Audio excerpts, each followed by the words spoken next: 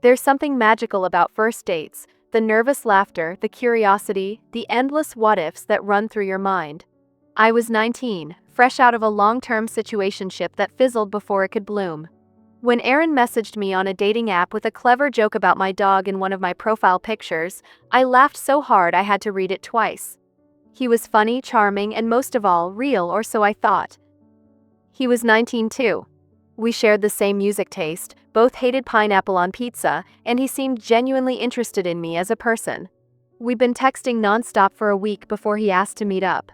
No dinner date cliches, he said he had something better. "You strike me as someone who needs fresh air and deep conversations," he wrote. Swoon.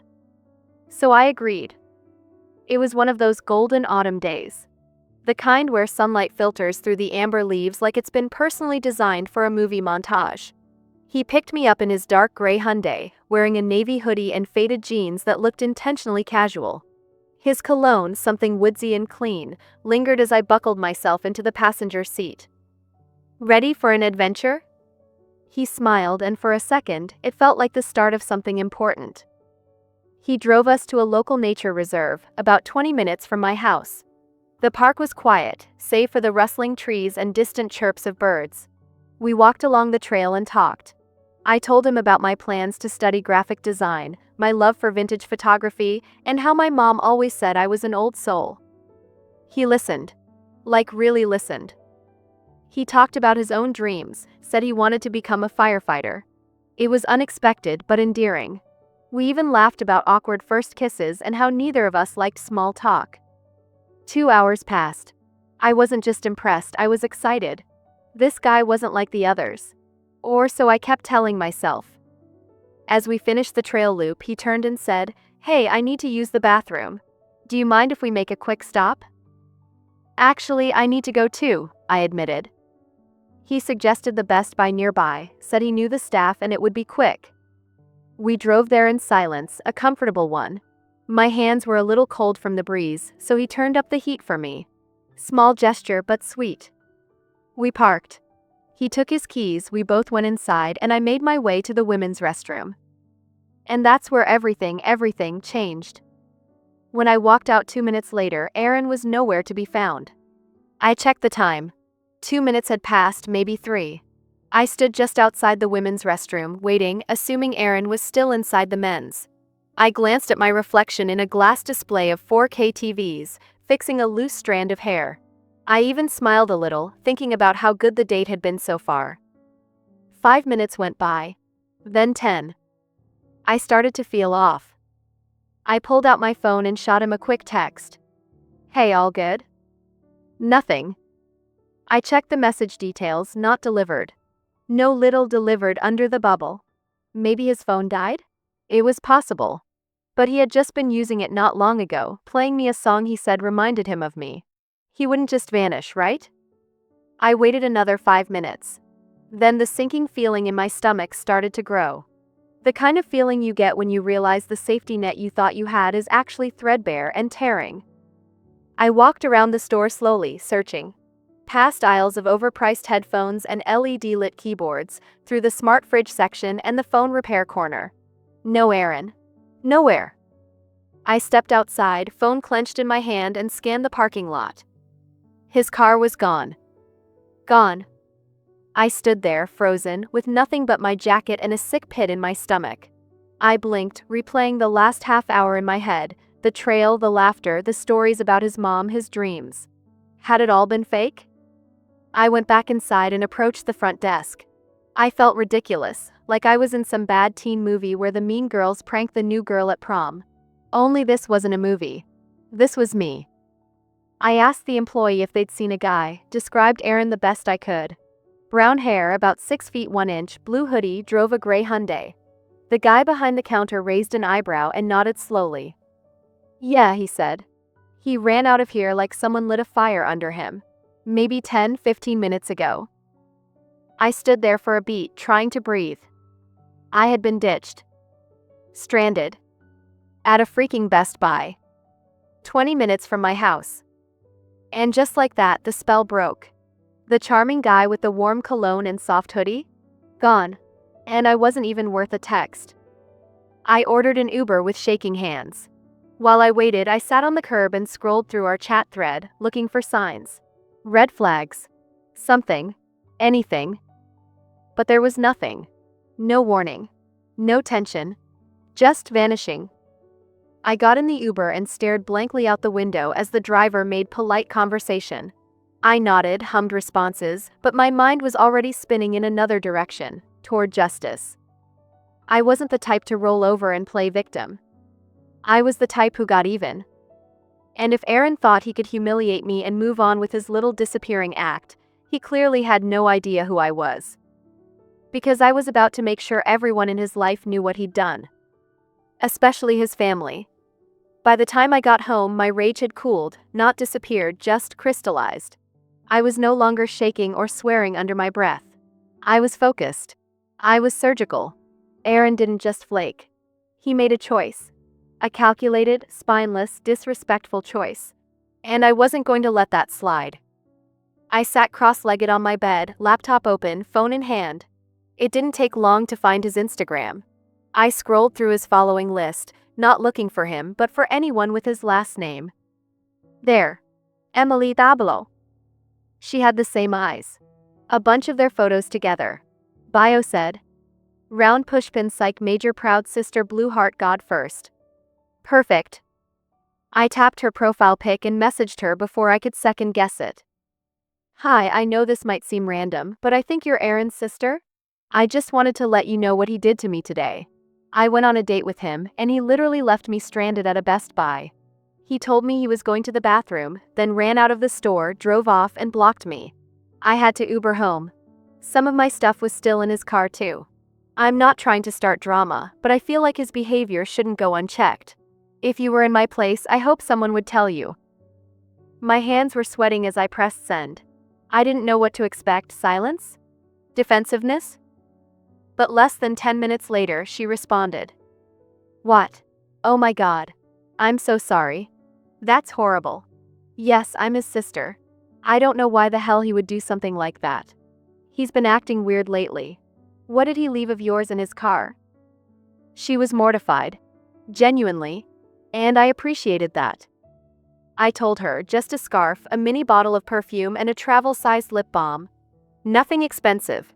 Nothing that gave me a real reason to contact him again. But still mine. She promised she'd make sure I got them back. I'll talk to him. That's beyond messed up. I'll drop your stuff off or mail it if you'd prefer. And I'll Venmo you for the Uber too. A couple hours later, I heard a thud on the porch. I opened the front door to find a plastic grocery bag in my yard, not on the porch, not even politely on the step in the yard. Like it had been tossed from a moving car. Inside were my scarf, perfume, and lip balm. My scarf smelled like stale axe. Classy. He didn't even have the nerve to come to the door.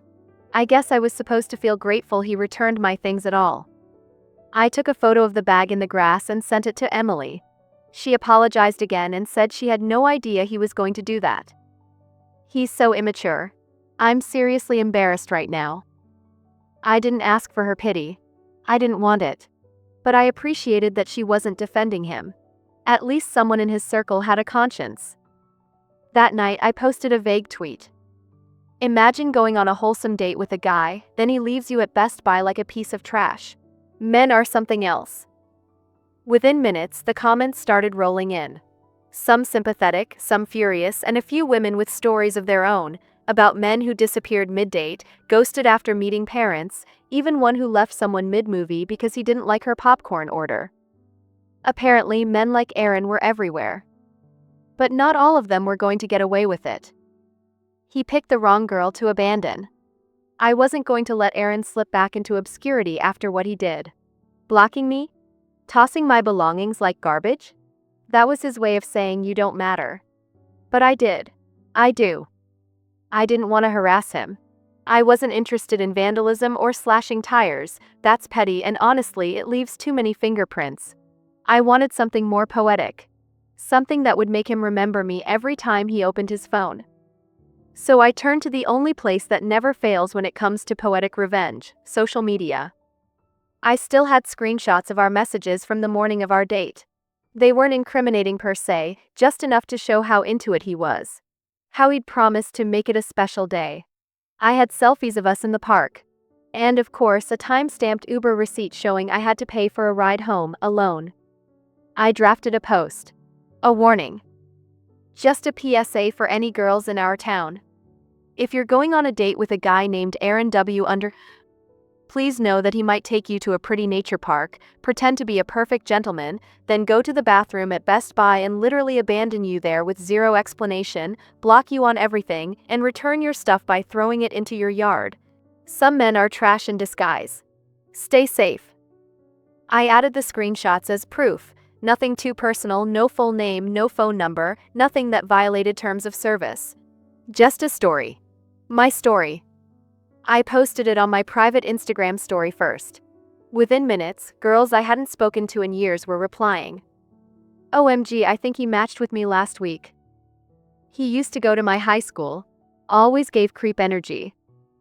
This is wild. I literally saw this dude on Hinge yesterday. And then came the best one. Not me going on a date with him last month and he said he wasn't over someone. Guess that someone was himself. I decided to make the story public for 24 hours.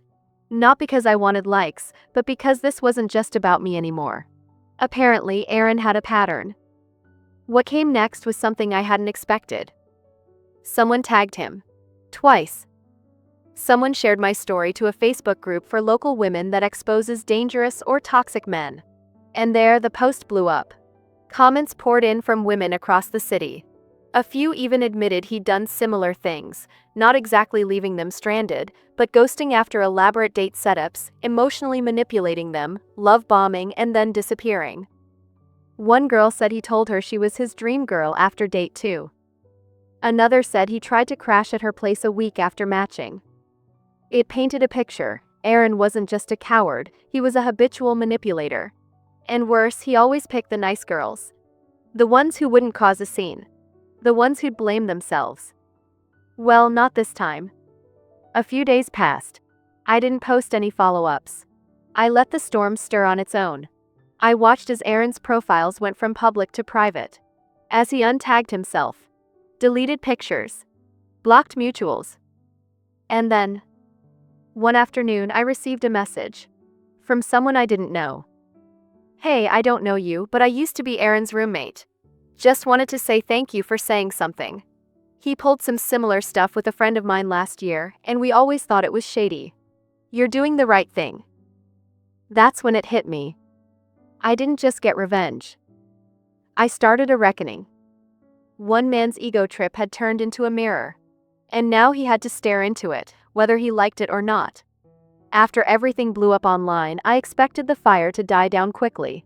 The internet has a short memory, and attention spans are even shorter. But Aaron's story stuck around longer than I thought it would. Mostly because women kept talking. Every week or so I'd get a DM, sometimes from a burner account, sometimes from someone brave enough to use their real name, thanking me. Telling me that my story helped them dodge a bullet. Or worse, realize the bullet had already hit them, and now they could finally pull it out. It made me realize how common this behavior was. Aaron wasn't unique. He was just one more guy who treated women like test drives. If he liked the ride, cool. If not, he left the keys in the ignition and walked away, no explanation, no apology. But unlike the others, he got caught. Meanwhile, I was moving on. Slowly, but moving. My confidence had taken a hit, yeah. But something deeper inside me, the part that always second-guessed, always tried to give people the benefit of the doubt, that part started growing a spine. Not bitterness, not cynicism. Just clarity. I went on a few dates after the whole Aaron fiasco. Nothing serious. But now I noticed things I used to overlook.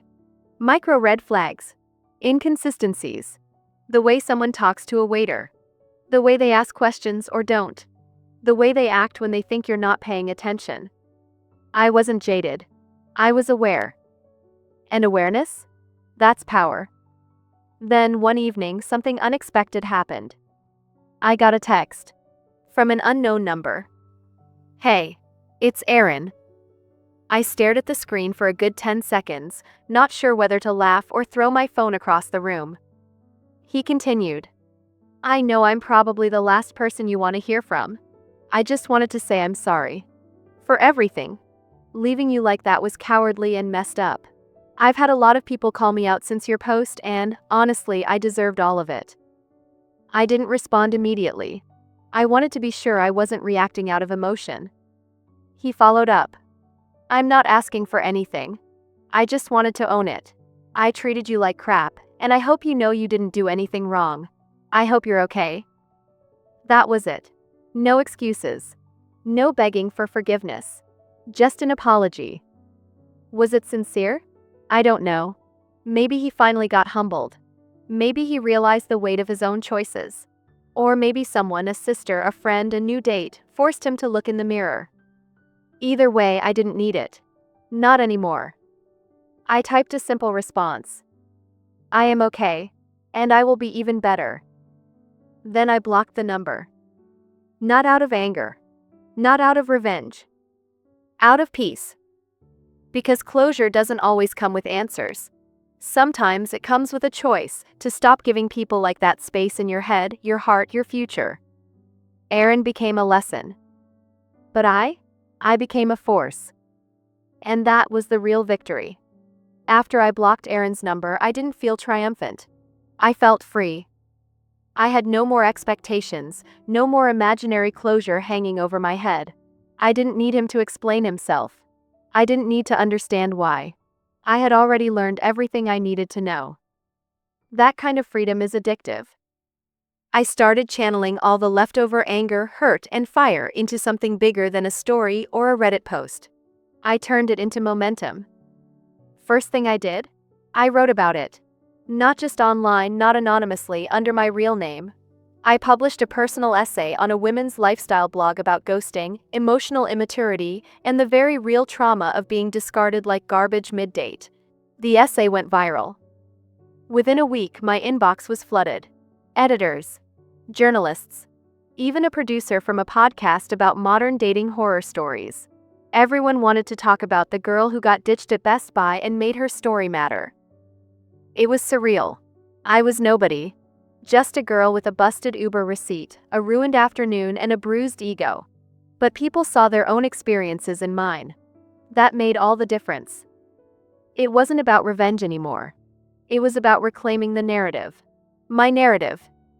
One of the most unexpected things that came out of all this was the messages from younger girls, some as young as 16 or 17.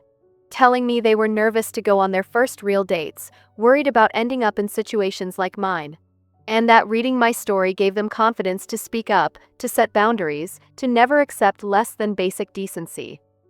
That hit different. So I kept writing. I made a blog. Then a TikTok. Then YouTube. Every piece I published, every story I shared came with a simple truth. You are not crazy for expecting respect. The more I told my truth, the more I healed.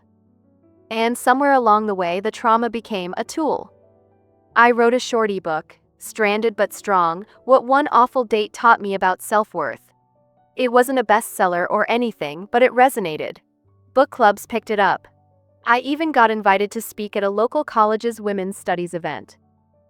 Funny how one dumb coward of a boy can be the spark that ignites 1,000 women to stand taller. I even got invited to speak at a company's HR department about dating safety and emotional manipulation. A security firm reached out and wanted to include my story in a campaign about personal safety for young women. What Aaron did was childish, selfish, and cruel. But what I did? I built something out of the rubble.